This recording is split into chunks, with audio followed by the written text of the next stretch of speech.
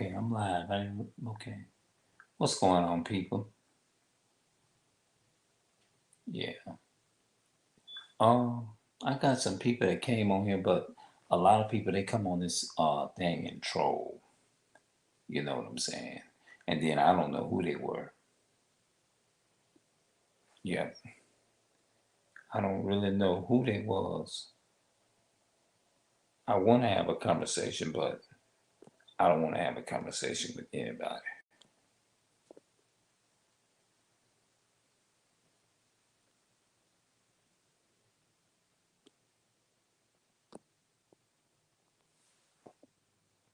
So what I did, I just put the link in the chat. If anybody, you know what I'm saying.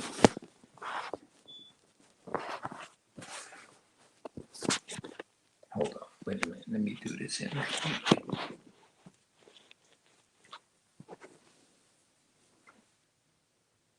Yeah. So I would like to have a good conversation with my people. Just have a regular good conversation. I don't want to just bring anybody onto the thing. You know what I'm saying? But in the other video, maybe I can talk about this. You got to be careful if you're studying, like especially the Bible. If you're studying that and you want to know the truth about your history, like I want to know the truth about my history, it's better to study for yourself. It really is. It's best to study for yourself. It is. It's better to study because when you allow certain people is to come around you, that's why I can't afford to just be around anybody because people carries spirits, whether it be a good spirit or a bad spirit.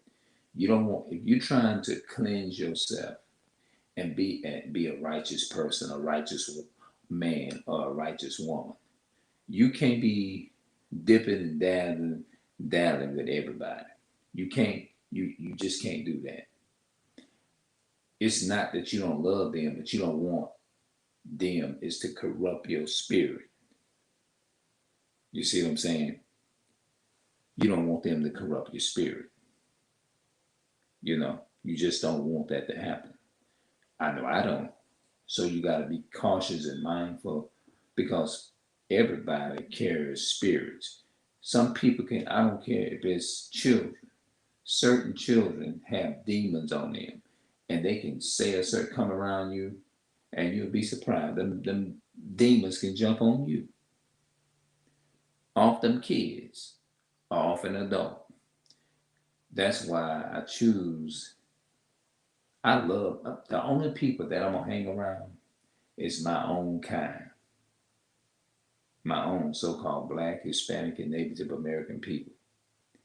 Those are the only because, and even with that, a lot of our people is programmed in the ways of Esau, the so-called white man, and because the so-called white man they hate us, our people, if they get around the spirit of Esau and they start practicing the customs and the ways of Esau, then they gonna what do you think they gonna do? The Bible says never trust your enemy, right? It says never trust your enemy. Let's get that in verse Ecclesiastes 12 and verse 10. Ecclesiastes 12 and 10. It says, never trust thy enemy, for like as iron rusteth, so is his wickedness. Though he humble himself and go crouching, yet take good heed and be aware of him.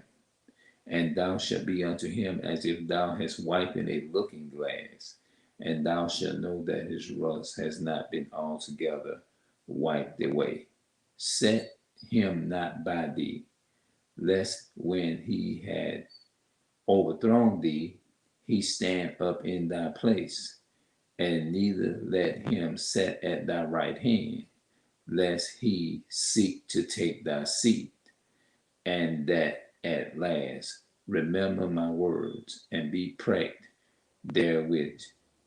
Who will pity a charmer that is bitten, that is bitten with a serpent, or any such as come nigh wild beasts? So one that goeth to a sinner is defiled with him in his sins. Who would pity for a while? He will abide with thee, but if thou begin to fall, he will not tarry. An enemy speaketh sweetly with his lips. You know how the so-called white men speak. They speak sweet. You see what I'm saying? They speak sweet. They'll sit up there, oh, you want a cup of coffee? How you doing today? You're a smart man. You know, things like, oh, you're smart so-and-so. You can't trust that. An enemy speaketh sweetly with his lips, but in his heart he is imagining how to throw thee into a pit.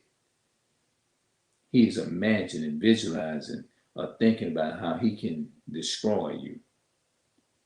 He will weep with his eyes, but if he find an opportunity, he will not be satisfied with blood. That's right. If adversity come unto thee, thou shalt find him there first. And though he pretend to help thee, yet shall he undermine thee. He will shake his head. He will shake his head and clap with his hands, and whisper much, and change his countenance. You can't trust them. They'll do good for you. I don't care how good they do to you, how good they are. The Bible says never put your trust and faith in them, in your enemy. Now, our people would do the same thing, but the reason that they'll do the same thing is because they have been programmed and conditioned into doing so by the so-called white man, because they choose to follow the ways of in the steps of America, in the ways of Esau, our people. So they are going to practice his ways. That's why he said in Jeremiah 10 and 2. Let's go there. We'll get it. Jeremiah chapter 10 and verse 2. The Bible said, thus said the Lord, learn not the way of the heathen, and be not dismayed at the signs of heaven. The heathens is Esau. For the heathens are dismayed at them, for the customs of the people are vain. That's it. For one cutteth a tree out of the forest, the work of the hands of the workmen with the axe. He tells us to don't celebrate Christmas. That's what he's saying. Don't deck it with gold. And that's in verse 4 of Jeremiah chapter 10, verse 4. They decked it with silver and with gold. They fastened it with nails and with hammers, that it cannot move. That it move not, I mean. So don't celebrate it. You know. It says the customs of the people are vain. One cut is the tree out of the forest. That's talking about the Christmas tree. So I'm gonna go ahead and I'm gonna close this out. But never trust your enemy. I'm gonna be doing some videos Not the same ones I'm doing now. I'm gonna be going on my other account and try to do some funny comedy videos. So make sure y'all go and meet me over on that channel. It's called Comedy Fun. So I'm gonna see y'all later, and I'm out.